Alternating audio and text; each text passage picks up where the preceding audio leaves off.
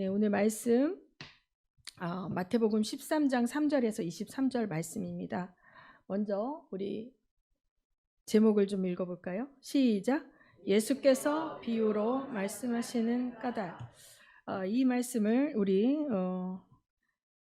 읽습니다. 23절까지 교독하겠습니다. 예수께서 비유로 여러 가지를 그들에게 말씀하여 이르시되 씨를 뿌리는 자가 뿌리러 나가서 뿌릴새 덜은 길가에 떨어지며 새들이 와서 먹어버렸고 덜어는 흙이 얕은 돌밭에 떨어짐에 흙이 깊지 아니하므로 곧 싹이 나오나 해가 돋은 후에 타서 뿌리가 없어짐으로 말랐고 덜어는 가시떨기 위에 떨어짐에 가시가 자라서 기운을 막았고 덜어는 좋은 땅에 떨어짐에 어떤 것은 100배, 어떤 것은 60배, 어떤 것은 30배의 결실을 하였느니라. 귀 있는 자는 들으라 하시니라. 제자들이 예수께 나와 이르되 어찌하여 그들에게 비유로 말씀하시나이까? 대답하여 이르시되 천국의 비밀을 아는 것이 너희에게는 허락되었으나 그들에게는 아니 되었나니 무릇 있는 자는 보다 넉넉하게 되되 없는 자는 그 있는 것도 빼앗기리라. 그러므로 내가 그들에게 비유로 말하는 것은 그들이 보아도 보지 못하며 들어도 듣지 못하며 깨닫지 못함이니라. 이사야의 예언이 그들에게 이루어졌으니 일렀으되 너희가 듣기는 들어도 깨닫지 못할 것이요 보기는 보아도 알지 못하리라. 이 백성들의 마음이 완악하여져서 그 귀는 듣기에 둔하고 눈은 감았으니 이는 눈으로 보고 귀로 듣고 마음으로 깨달아 돌이켜 내게 고침을 받을까 두려워함이라 하였느니라. 그러나 너희 눈은 봄으로 너희 귀는 들음으로 복이 많도다. 내가 진실로 너희에게 이르노니 많은 선지자와 의인이 너희가 보는 것들을 보고자 하여도 보지 못하였고 너희가 듣는 것들을 듣고자 하여도 듣지 못하였느니라. 그런즉 씨 뿌리는 비유를 들으라. 여기까지 하겠습니다. 네, 오늘 말씀은 여러분이 너무나도 잘 아는 씨 뿌리는 비유예요. 나 저 설교 알아. 또 목사님 말씀하시려고 나는 옥토밭일까? 나는 가시밭일까? 돌짝밭일까? 오늘의 설교 포인트는 그게 아닙니다. 이것은 기본이에요. 그렇죠? 우리 서진교회는 기본은 다 아시는 분들이기 때문에 기본을 하는 게 아니에요. 이 설교는 사실은 하나님께서 우리에게 주시는 메시지는 그 뒤에 방점이 있어요. 이것은 우리가 농사를 지을 때 농사 짓는 사람들에게는 이게 상식이죠. 굳은 땅에 떨어지면 그게 씨가 땅을 파고 들어가지 못하니까 새들이 다 쪼아먹는 거예요. 그 다음에 돌짝밭에는 뿌리를 내리지 못하고 그 돌과 이런 것들 다 골라내서 밭을 메고 흙을 부드럽게 해서 이게 식물을 뿌려야 뿌리를 잘 내리지 않습니까?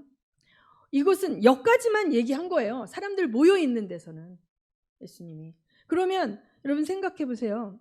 우리는 성경을 읽으면서 우리가 읽지 않은 거, 천국 말씀을 깨닫지 못할 때는 진짜 이제 제자들에게 말한 거예요. 네가 이 마음이다. 이 흙이 이 마음이고 이 씨는 하나님의 말씀이고 이 새는 악한 자가 와서 이거는 예수님이 해석해 준 거예요. 그 해석은 누구한테 했어요? 제자들에게만 한 거예요. 거기 수천 명 모여 있는 사람들한테는 이 뒷부분이 안 한 거예요. 그들에게는 이 비유만 딱 던진 거죠. 그러면 그들이 생각할 때 아니 저 다 아는 얘기 아니야? 누가 농사 질 때 길가에 뿌리면 그것은 새가 쪼아먹고 돌짝밭에 하면 뿌리 못 내리고 좋은 밭에 하면 열매 많이 맺는 얘기고 당연한 얘기 하시네. 저들은 여기까지밖에 못 듣는 거예요. 예수라는 사람 뭐 뻔한 얘기하는 사람이네 라고 했을 수도 있어요. 그런데 제자들은 아는 거죠. 이 뒤에 뭐가 있다. 주님 뭡니까? 왜 이 말씀을 하십니까? 이 비유를 왜 말씀하셨습니까? 라고 말하는 거죠.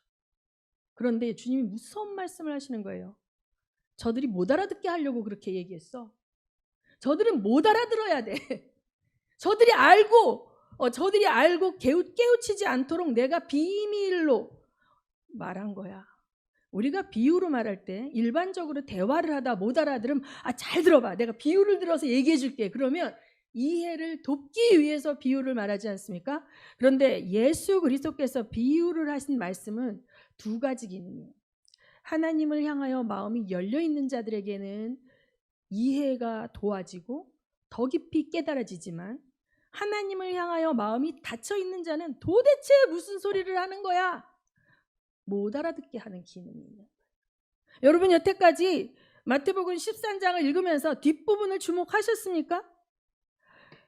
이사야의 예언이 이루어지게 하기 위해서 예수님이 비유로 말씀하셨다는 사실을, 듣기는 들어도 깨닫지 못하고 보기는 보아도 알지 못하게 하려고 예수님이 비유를 말씀하셨다는 사실을 여러분 여태까지 모르셨습니까?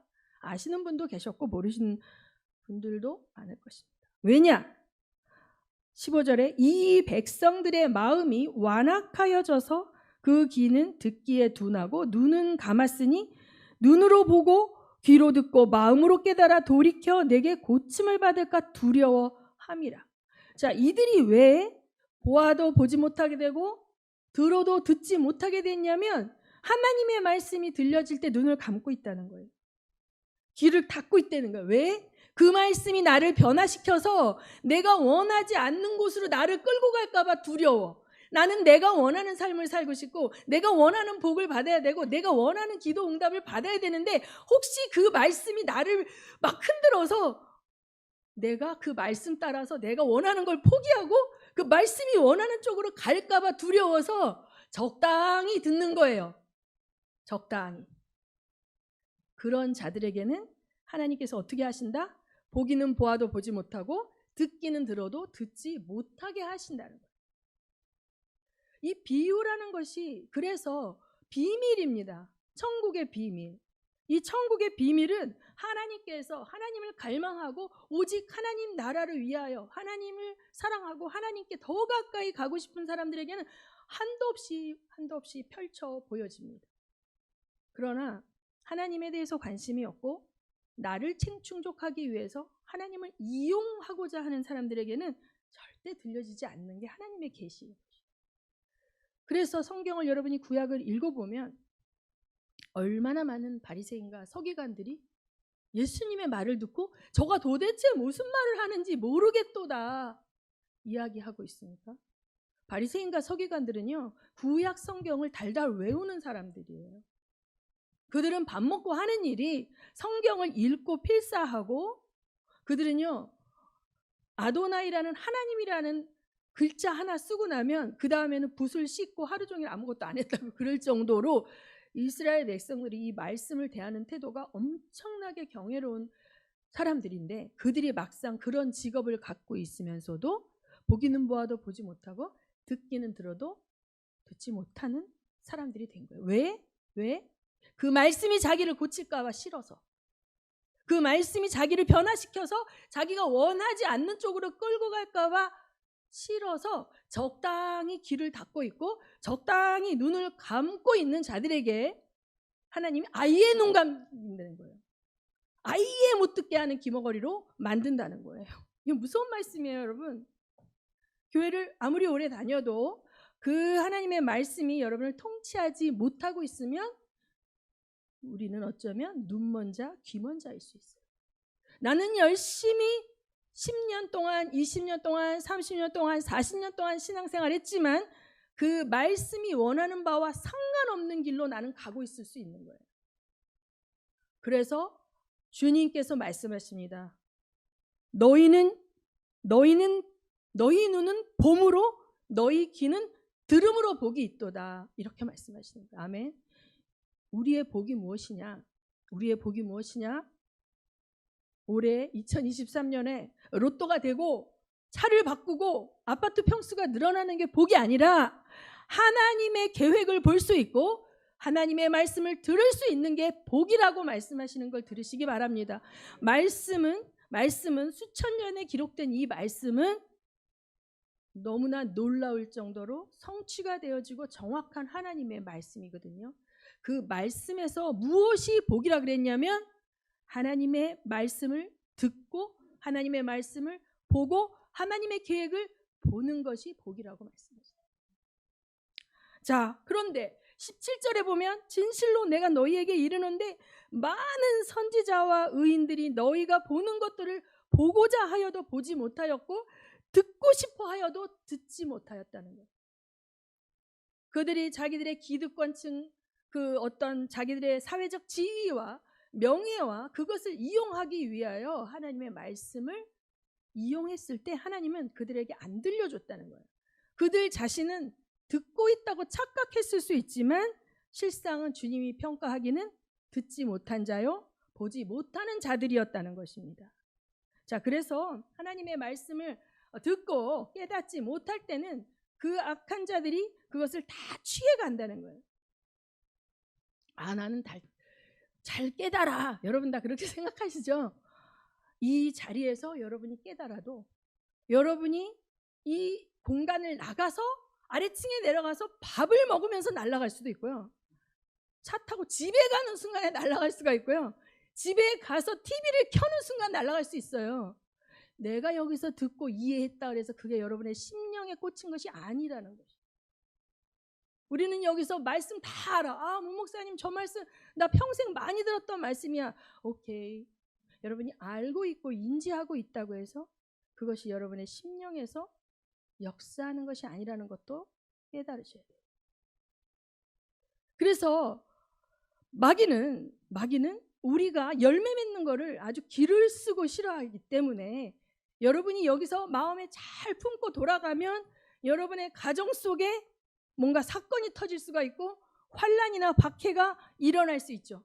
믿지 않는 가족들하고 오늘 설날이라 모임에 갔더니 야, 너 맨날 교회 다니는데 뭐 그래서 잘된 게 뭐 있어? 너 그렇게 열심히 교회 다니는데 아직도 너 실업자냐? 아직도 너 뭐냐? 이런 식으로 비난하고 조롱할 수 있어요. 그들이 이 세상의 핍박과 조롱과 환난으로 우리를 흔들 수 있죠. 그럼 우리 안에 원망이 들어오는 거. 하나님 뭐예요? 내가 11조도 내고 주일 성수도 열심히 하고 내가 얼마나 봉사했는데 왜 이렇게 되는 일이 없어요? 라고 하면서 저들의 평가에 나를 동의하면서 나를 저들이 보는 눈으로 나를 보는 거예요. 그런데 하나님은 뭐라 그래요? 우리가 복 있는 자라 그래요. 복 있는 자가 왜 복이 있어요? 하나님의 말씀을 들을 수 있고 하나님이 하시는 일을 볼 수 있기 때문에 복이 있다 그러는데 세상 사람들이 복 있다 하는 그 복의 잣대로 나를 보니까 아, 지질이 궁상인 인생이야. 자기 스스로 자기 자신을 그렇게 평가절하하고 하나님이 복 있다고 하는 그 말씀이 들려지지 않아. 그 말씀이 들려지지 않아. 제가 이 극단적인 하나님의 말씀을 못 듣는 예를 갖고 왔는데 이 새벽에 이 새해 벽두에 끔찍한 예지만 여러분 하나님이 이제 여러분에게 예방주사를 놔주신다 생각하고 여러분 백신 주사 많이 맞으셨죠? 영적인 백신을 맞으신다는 마음으로 우리 사무엘상 3장 1절에서 21절을 보겠습니다. 사무엘상 3장 1절에서 21절. 자, 이에 사무엘이 엘리 앞에서 여호와를 섬길 때에는 여호와의 말씀이 희귀하여 이상이 보이지 않았더라. 읽습니다. 시작.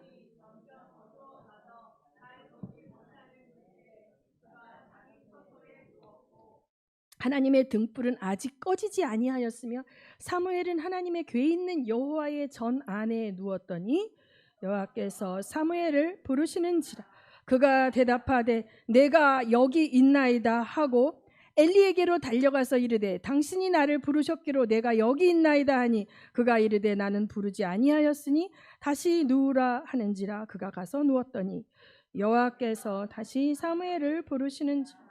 사무엘이 일어나 엘리에게로 가서 이르되 당신이 나를 부르셨기로 내가 여기 있나이다 하니 그가 대답하되 내 아들아 내가 부르지 아니하였으니 다시 누우라 하니라. 사무엘이 아직 여호와를 알지 못하고 여호와의 말씀이 아직 그에게 나타나지 아니한 때라. 여호와께서 세 번째 사무엘을 부르시는지라. 그가 일어나 엘리에게로 가서 이르되 당신이 나를 부르셨기로 내가 여기 있나이다 하니 엘리가 여호와께서 이 아이를 부르신 줄을 알고 엘리가 사무엘에게 이르되 가서 누웠다가 그가 너를 부르시거든 네가 말하기를 여호와여 말씀하옵소서 주의 종이 듣겠나이다 하라 하니 이에 사무엘이 가서 자기 처소에 누우니라. 여호와께서 임하여 서서 전과 같이 사무엘아 사무엘아 부르시는지라. 사무엘이 이르되 말하옵소서 주의 종이 듣겠나이다 하니 여호와께서 사무엘에게 이르시되 보라 내가 이스라엘 중에 한 일을 행하리니 그것을 듣는 자마다 두 귀가 울리리라. 내가 엘리의 집에 대하여 말한 것을 처음부터 끝까지 그날에 그에게 다 이루리라. 내가 그의 집을 영원토록 심판하겠다고 그에게 말한 것은 그가 아는 죄악 때문이니 이는 그가 자기의 아들들이 저주를 자청하되 금하지 아니하였음이니라. 엘리의 집에 대하여 맹세하기를 엘리 집의 죄악은 제물로나 예물로 영원히 속죄함을 받지 못하리라 하였노라 하셨다.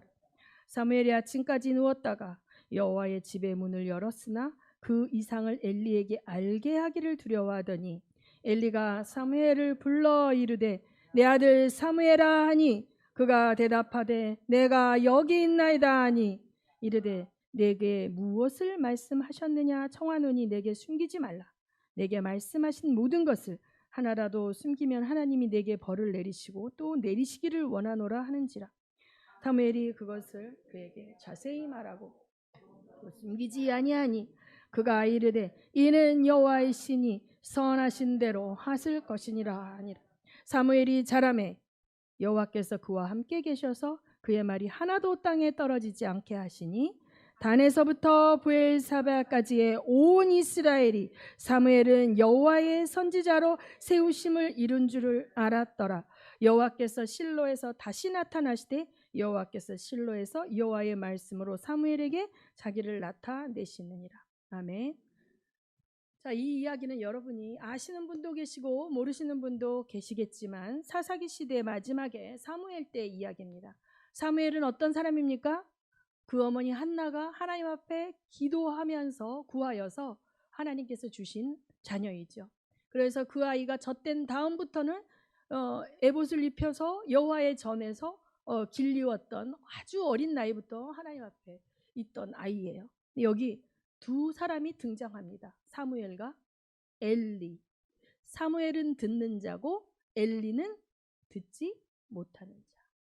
사무엘은 아직 어린애예요. 아직 어린아이예요. 어쩌면 주원이만 했을 수도 있고 좀 더 컸으면 우리 중학생쯤 됐을 수도 있어요. 그 나이예요. 아주 어린 나이입니다. 사역을 하기 시작하기 전의 나이예요. 그런데 여기 엘리는 이미 사역을 한 지 30년 가까이 지난 베테랑 중에 베테랑 사역자예요. 그런데 이 엘리는 하나님의 음성을 듣지 못하고 있어요. 듣지 못하고 있어요. 여기 보면 이 구약을 보면요, 이 히브리어는 굉장히 많은 함축 의미가 있는데, 자, 사무엘상 3장 1절에 보면 여호와의 말씀이 어떻대요? 희귀하대. 하나님의 말씀이 아주 희귀하고 이상은 환상을 말합니다. 환상도 보이지 않는 시대.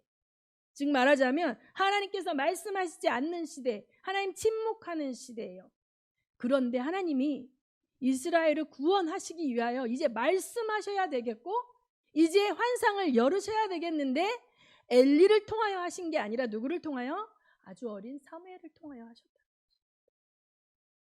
이 사무엘이, 자, 여기서 3장 2절에 보면 엘리의 눈이 어떻게 됐다? 점점 어두워가서 잘 보지 못하는 그때에 그가 자기 처소에 누웠고 이렇게 써 있어요. 그냥 하나의 묘사하는 문장인데 이 사람의 육신적인 상황을 묘사하고 있는데 이것은 그의 영적인 상태를 보여주고 있는 거예요. 우리가 때로는요, 잘 돌아보세요. 내 생활과 내 육신 가운데 닥친 일이 나의 영적인 상태를 보여주는 거울일 때가 굉장히 많습니다. 아이들이 클 때 정말 말을 안 듣고 속을 썩이더라고요. 제가 하나님 기도하면 그것이 네 앞에 내 모습이다. 하나님 앞에 나의 모습이라는 거예요. 우리 아이들이 말씀에 엄마 말에 반항하고 말 안 듣고 이렇게 하라 그러면 저렇게 하라 그러고 내 속을 엄청 썩이는데 그게 지금 네 모습이다. 내 앞에. 이렇게 말씀하신 적이 있어요.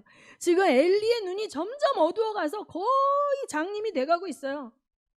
그리고 귀도 안 들려요. 그리고 그는 자기 처소에서 매일 자고 있어요.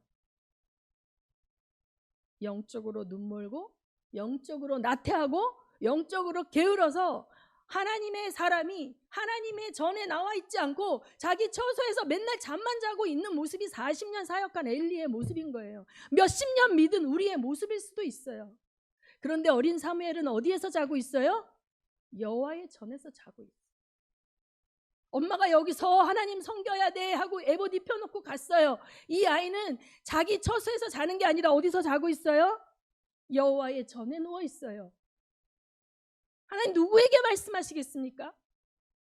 자기 처소에서 잘 먹고 잘 살고 나태하고 게으른 40년 관록의 주의 종에게 말씀하시는 게 아니라 엄마가 입혀준 에봇을 입고 여호와의 전에 있는 사무엘에게 말씀하셨다는 것입니다. 여호와께서 사무엘아 사무엘아 부를 때 어린 사무엘은 그게 하나님의 음성인지 몰라요. 처음 듣는 거예요. 처음 듣는 거. 달려가서 부르셨냐고 엘리에게 말했는데 엘리가 난 너 안 불렀다. 자, 다시 돌아와서 가서 자라. 다시 돌아와서 또 불러도 또 엘리에게 달려가죠. 또 돌아가라. 그런데 세 번째 갔을 때야 엘리가 깨닫는 거예요. 자, 엘리의 영적 무딤을 볼 수 있어요. 우리가 사역을 하다 보면 저도 이제 깨어 있어야 되는데 굳은 일, 힘든 일은 점점 영적인 관록이 높아갈수록 안 하게 되고 밑에 새로운 부교역자들 힘든 거 다 하는데 그래서 큰 교회들이 막 장로님, 사회에서 장차가는 장로님들한테 식당 봉사시키고 주차 봉사시키는 거는 낮아짐의 자리, 섬김의 자리를 놓쳐버리는 순간 우리는 교만해질 수 있기 때문에 엘리는 자기 처소에서 편하게 자는데 사무엘에게 네가 성전 지켜. 나 대신 여기 지키면서 여기서 자. 한 지가 언제인지 모르겠어요. 물론 나이가 많고 몸도 쇠했겠지만 그런데 이가 하나님의 음성을 자주 들었던 사람이라면 사무엘아 그거 하나님의 음성이야 라고 첫 번째 알아봐야 되는데 자기가 안 불렀다. 자기도 하나님의 음성을 들은 지가 희귀해. 환상을 본 지도 언제인지도 몰라. 주의 종이 하나님의 리더들이 영적으로 오래된 사들이 하나님의 음성을 듣지 못하고 자기 생각과 자기 타성에 받쳐 있으면 나라가 망합니다. 그래서 이 나라가 망하는 이야기가 뒤에 나와요. 그런데 사무엘에게 가서 주의 종이 듣겠나이다 라고 말해라. 이 세 번째 됐을 때 깨달았잖아요. 그런데 사무엘이 들은 이야기는 무슨 이야기입니까? 엘리 집안의 심판의 이야기. 여러분이 이 사무엘을 읽어보면 엘리 집안이 어땠습니까? 그 종교적 기득권을 이용해서 엘리의 아들들이 제사장에게 바쳐야 될 고기들을 하나님께 바칠 거를 먼저 내놔라. 안 됩니다. 이거 여호와께 바칠 겁니다. 우리가 맛있는데 먼저 구워 먹어야 될 테니까 내놔.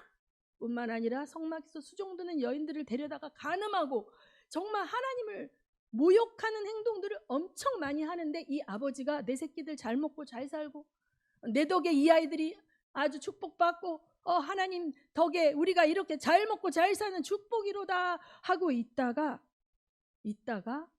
사무엘을 통하여 무슨 음성을 듣습니까? 내가 너희 집안을 심판하리라. 그러니 사무엘이 얼마나 무서웠겠습니까? 자기는 아주 작은 아이이고 아주 막내 중에 막내인데 그 위대하신 엘리 대제사장 집안의 멸망에 대한 자기의 아들들이 저주를 자청하되 금하지 아니함으로 내가 엘리의 집에 대하여 그가 제물로도 예물로도 속죄함 받지 못하겠다. 그들이 아무리 화목제물 갖고 오고 속죄해도 내가 그 제물 안 받아. 하나님은 어떻게 되셨어요 지금? 엄청나게 화나셨거든요. 엄청나게 화나셨어요. 그러니 사무엘이 이 이야기를 듣고 가서 이야기할 수 있겠습니까? 그러니까 사무엘이 너무 두려워서 입을 다물고 있는데 엘리가 이야기하는 거예요. 너 어제 무엇을 말씀하셨는지 나한테 하나라도 숨기지 말고 나에게 말하라. 모든 것을 하나라도 숨기면 하나님이 네게 벌을 내리시고 또 내리시기를 원하노라. 이런 사람들의 특징이 뭐냐면 자기가 하나님 돼서 남한테 심판하고 정죄하는 말은 잘해요. 자기는 잘 못하면서. 자, 사무엘이 하나 숨길 때 네가 만약에 그가 말한 것을 숨기고 말하지 않으면 하나님 널 벌 주시기 원해. 자기가 가진 그 권세를 가지고 사무엘에게 그렇게 말하니 사무엘이 말할 수밖에 없지 않겠습니까? 사무엘이 이것을 다 말했어요. 그러니 기가 찬 거예요. 이 사람이 뭐라 그래요? 사무엘이 그것을 그에게 자세히 말하고 조금도 숨기지 아니하니 그가 이르되 이는 여호와시니 선하신 대로 하실 것이니라. 자, 이거 하나라도 숨기면 벌이에 벌을 내리겠다고 단호하게 날카롭게 칼을 휘두르며 말하는 자가 자기 가정에 대해서 심판의 메시지가 왔는데 하나님이 행하시겠죠. 자, 우리라면 어떡할까요? 우리라면 당장 회개하지 않겠습니까? 하나님 잘못했습니다. 내가 자식 교육을 잘못 시켰습니다. 주여 한 번만 기회를 주십시오. 금식 들어가겠죠. 죄를 쓰고 회개하겠죠. 근데 왜 그래요? 귀가 막혔거든요. 이미 귀가 막혔어요. 들어도 듣지 못하고 보아도 보지 못하는 상태가 됐기 때문에 그 심판과 저주의 메시지가 왔어도 하나님이 하시리라. 이것이 사무엘이 어렸을 때 일이에요. 그리고 여러분이 이 사무엘을 쭉 읽어보시면 그 이후에 하나님께서 사무엘에게 계속 말씀하시는데 이 예언 말고도 그 이후로 계속 말씀하시는 예언이 그대로 성취가 되는 거예요. 그러면 이때 회개하지 않았어도 얘가 그때 무슨 헛소리 하나 했는데 얘가 예언한 게 그대로 이루어지면 하나님께서 얘 입에 하나님의 말씀을 두셨구나. 그러면 뒤늦게라도 회개해야 되는데 전혀 회개하지 않아요. 그래서 사무엘이 어른이 돼서 본격적으로 사역을 할 때까지 회개하지 않아요. 하나님 기다리셨어요. 우리는 어떻게 보면 굉장히 바로 하나님이 즉각적으로 심판하신 줄 알았지만 아주 오랜 세월이 흐르도록 하나님은 엘리가 회개하기를 기다리셨어요. 엘리 집안이 돌아오기를 기다리셨어요. 그런데 그는 듣기는 들어도 듣지 못하고 보기는 보아도 보지 못하는 상태로 계속 가게 됩니다. 사무엘서 4장 1절에 사무엘의 말이 온 이스라엘에 전파되니라. 그래서 하나님께서 사무엘에게 입술에 권세를 주시고 사무엘을 통하여 말하기 시작하시고 사무엘을 통하여 행하기 시작하시는 거예요.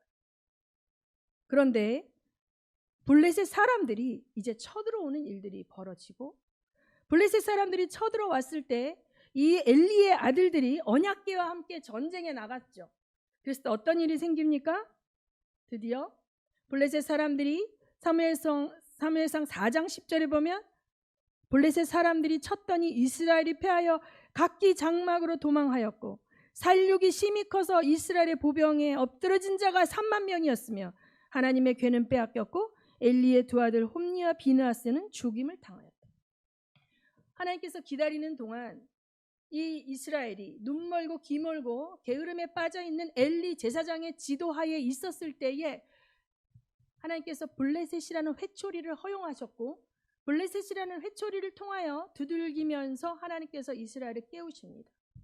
그랬을 때 사람들은 법궤만 가져가면 이긴다는 사고방식, 이것이 기복신앙의 사고방식이에요.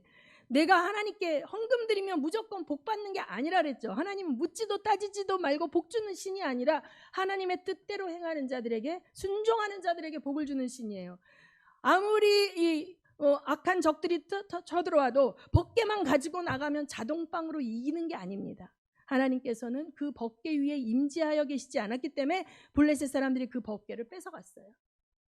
그리고 그 엘리의 두 아들 홈니와 비느하스 제사장은 목배임을 당하고 전쟁에서 죽었어요. 그래서 어떤 사람이 이 소식을 가지고 사무엘상 4장 17절에 보면 소식을 전하는 자가 대답하여 이스라엘이 블레셋 사람들 앞에서 도망하였고 백성 중에는 몇 명이 죽었대요? 3만 명. 큰 살육이 있었고 당신의 두 아들 홈니와 비느하스도 죽임을 당하였고 하나님의 궤는 빼앗겼나이다. 하나님의 궤를 말할 때 엘리가 자기 의자에서 뒤로 넘어져 문 곁에서 목이 부러져 죽었으니 나이가 많고 비대한 까닭이라. 그가 이스라엘의 사사가 된 지 몇 년? 40년 만에. 그 오랜 세월 동안에 사무엘에게 심판의 메시지를 들었을 때 그때로부터 몇 년이 흘렀는지 모르지만 결국 그가 회개하지 않으니까 하나님께서 예언하신 대로 아들들이 죽고 이스라엘이 큰 환란이 오고 블레셋에게 교회가 빼앗기고 엘리가 죽는데 어떻게 죽습니까? 의자에서 일어났다가 뒤로 자빠져가지고 의자가 뒤로 넘어가면서 목뼈가 부러져서 죽는 비참한 죽음을 당하는. 그것뿐만 아닙니다. 19절에 그의 며느리인 비느하스의 아내가 임신하여 해산해 때가 가까웠더니 하나님의 괴를 빼앗긴가 그의 시아버지와 남편이 죽은 소식을 듣고 갑자기 아파서 몸을 구부려서 해산하고 죽어갈 때에 곁에 서 있던 여인들이 그에게 이르되 두려워하지 말라 네가 아들 낳았다 하되 그가 대답하지도 아니하고 관념하지도 아니하고 이르기를 영광이 이스라엘에게 떠났다 하고 아이 이름을 이가봇, 영광이 떠났다라는 히브리어입니다. 하나님의 괴가 빼앗겼고 그의 시아버지와 남편이 죽었기 때문에. 자, 그래서 삼족이 멸하여지는 거예요. 지금 시아버지가 목보라 죽었죠. 그 아들 둘이 하나님의 걸 도적질하고 여인들과 음란을 행하던 그 아들 둘 제사장들이 블레셋에 의해서 죽었는데 이 며느리가 임신했던 그 순간 며느리가 그 충격을 받아갖고 조산을 하는데 조산을 하면서 죽은 거예요. 애를 낳으면서 죽어가는데 이 아이의 이름을 하나님의 영광이 자기 가정에서 떠났다라고 하면서 죽는 거죠. 그래서 이 말씀을 통해서 저는 이 말씀을 제가 이번에 그 태국에 갔을 때 마지막 날 새벽 기도에 우리끼리 새벽 기도를 하고 또 나가서 그 카렌족들하고 함께 새벽 기도를 하는데 우리끼리 새벽 기도를 할 때 그 선교사님이 갑자기 이 말씀을 하시는 거예요. 우리를 보면서 우리를 사랑하셨겠죠? 하나님을 믿는 사역자인네 사역하기 위해서 온 자들을 사랑하시니까 그분이 사랑하는 후배들에게 하시는 말씀. 정신 똑똑히 차리지 않으면 목 부러져서 죽는 수가 있어. 이렇게 소리를 지르시는 거예요. 한 명 한 명을 보시면서 한 명 한 명을 보시면서 그때 진짜 정신 차려야지 생각이 벌떡 들더라고요. 그렇게 하시고 예배를 마치시고 난 다음에 이분이 갑자기 그 의자에서 일어나시더니 무릎을 꿇고 고개를 숙이고 저는 이렇게 기도팀들이 오면 이 부족한 종을 위해서 기도를 받습니다. 그러면서 여러분 다 내 몸에 손을 대라는 거예요. 거기 여자분들도 많고 또 전도사님들도 있는데 한 명도 빼지 말고 다 손을 대서 이 부족한 자를 위해서 기도해달라고 그러시더라고요. 그래서 우리가 그분을 손을 대고 기도를 하는데 그 중에 두 분 전도사님 두 분이 30년 사역한 분인데 대형 교회에서 이분들이 터지신 거예요. 와 하면서 통곡하시면서 우시면서 막 회개와 이게 들어갔어요. 그런데 어떤 분들은 끝나자마자 나갔어요.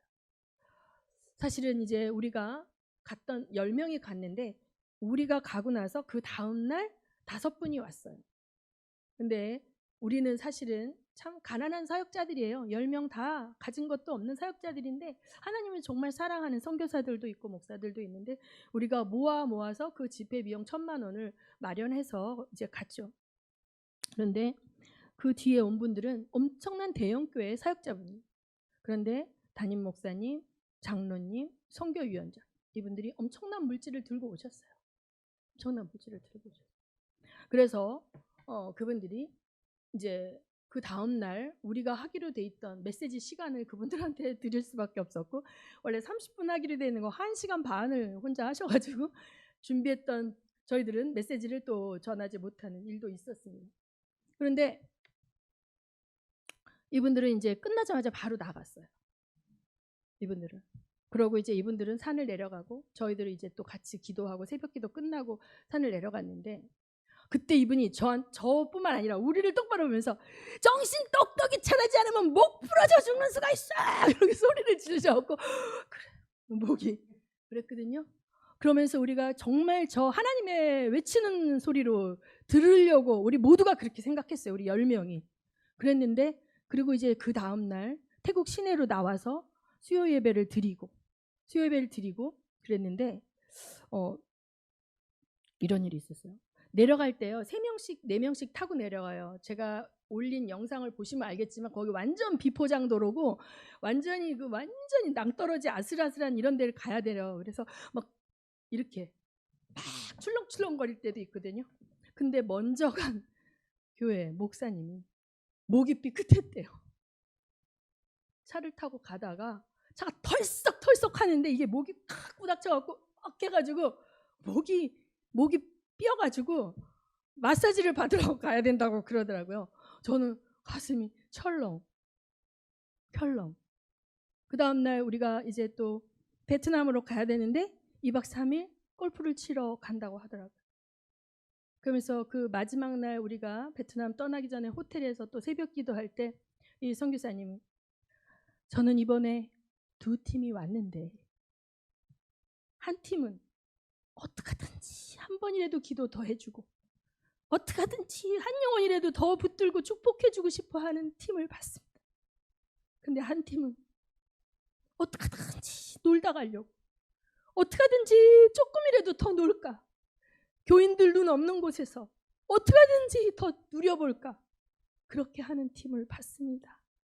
이 2팀을 봤습니다. 그러면서 막 우시면서 얘기하시는 거예요. 여러분 저는 이 선교지에 있는 선교사로서 조국을 바라볼 때 얼마나 걱정이 되는지 모릅니다. 한국 교회가 엘리 제사장의 교회같이 타락하면 안 되는데 이 선교지에 와서 이곳에서 이렇게 축복받지 못하고 짐승과 같이 사는 사람들을 보면서도 하나님께 감사하지 아니하고 회개하지 아니하고 돌이키지 아니하고 돌아가는 주의 종들을 볼 때 절망이 듭니다. 내가 여기서 저들을 변화시키지 못하면 저들이 고국에 돌아가서 성도들에게 어떻게 하나님의 말씀을 전할 수 있겠습니까?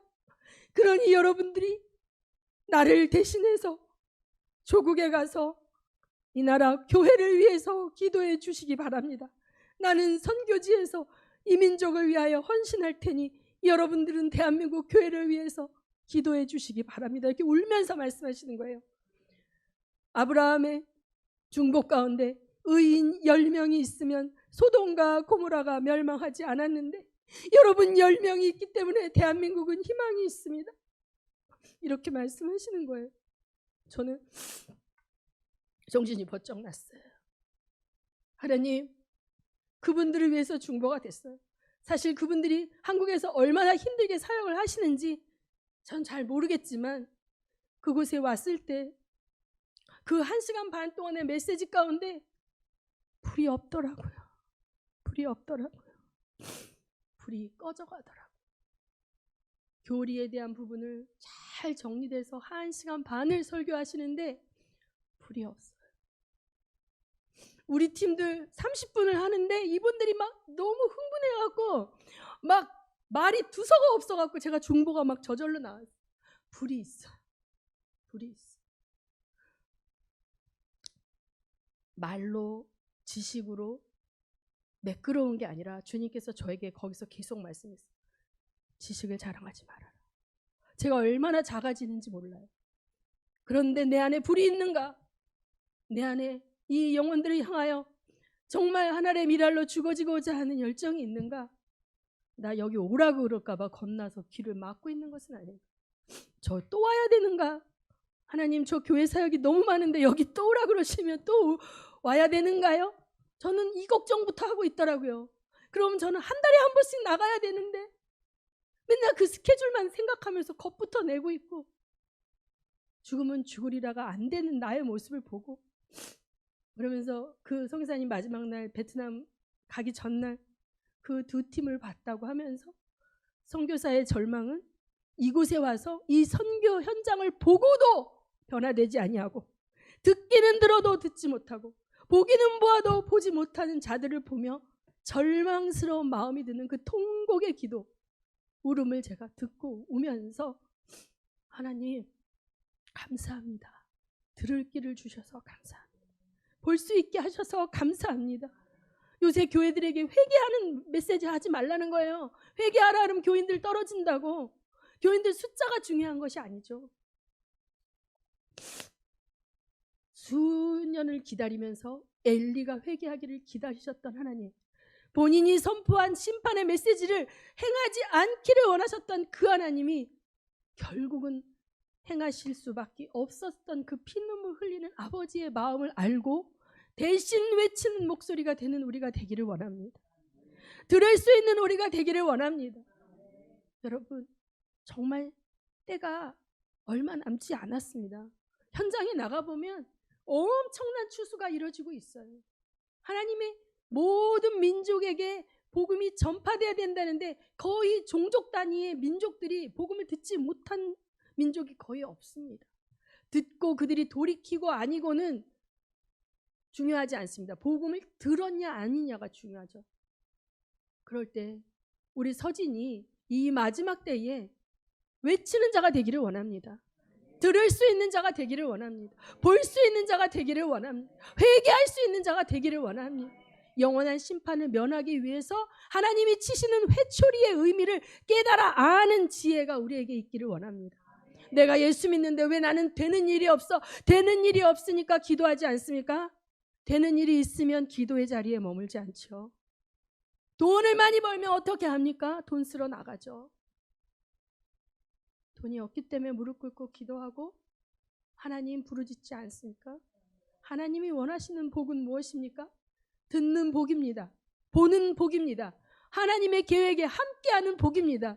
여러분은 이미 보았습니다. 우리 교회에 아무것도 없는데 하나님께서 때를 정하시고 우리가 기도가 쌓였을 때 하나님께서 외부의 사람들의 손을 통하여 물질을 부으시고 이곳으로 이렇게 옮겨서 세팅해 주시는 하나님을 우리는 경험하고 보았습니다.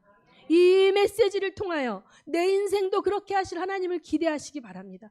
그것이 믿음입니다. 하나님이 행하실 일을 기대하는 것이 믿음입니다.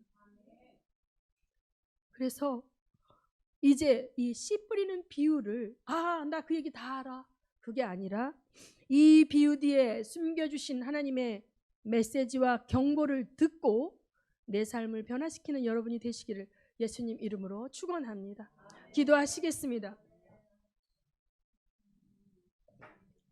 하나님, 이 시간에 기도할 때 듣기는 들어도 듣지 못하고 보기는 보아도 보지 못하고 아둔하고 교만하여 하나님을 내 부하쯤으로 여기고 내가 기도하면 당연히 복 주셔야 하고 내가 원하는 것 당연히 들어주셔야 하는 그러한 신쯤으로 생각했다면 이제 하나님 그분이 나를 향한 인생의 뜻이 무엇이며 나를 향한 인생의 계획이 무엇인지 진지하게 물어본 적이 있는지, 과연 내가 그것을 들으면 그것에 순종하고 갈 수 있는 마음이 있는지, 내가 그분의 인생의 계획에 순종하기 싫어서 묻지도 않고 있는지 돌아보시고 정말 이제는 나의 인생의 주인 되신 하나님 아버지께서 더 이상 시행착오하지 않고 더 이상 세월 낭비하지 않고 많은 열매를 맺는 30배, 60배, 100배의 열매를 맺는 인생 되게 하기 위하여 나에게 들려주시는 음성을 들을 수 있는 그러한 내가 되게 해달라고 기도하시겠습니다.